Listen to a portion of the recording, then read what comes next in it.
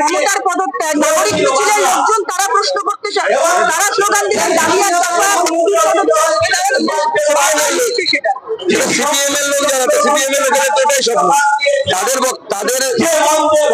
উদ্দেশ্য হচ্ছে মমতা যেন ক্ষমতায় টিকে থাকে বছরের পর বছর, তাহলে তাদের যে উদ্দেশ্য সেই উদ্দেশ্য সফল হবে। বলতে চাইছে নাগরিক মিছিলের নামে সিপিএম এর লোকজন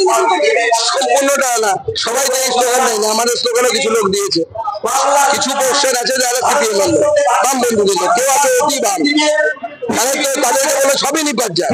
ভারতই না থাকে তাদের উদ্দেশ্য, আমরা তো সেটা বলবো না। আপনাদের তরফ থেকে বলা হলো লালবাজার অভিযানকে আপনারা সমর্থন দিচ্ছেন, জেলার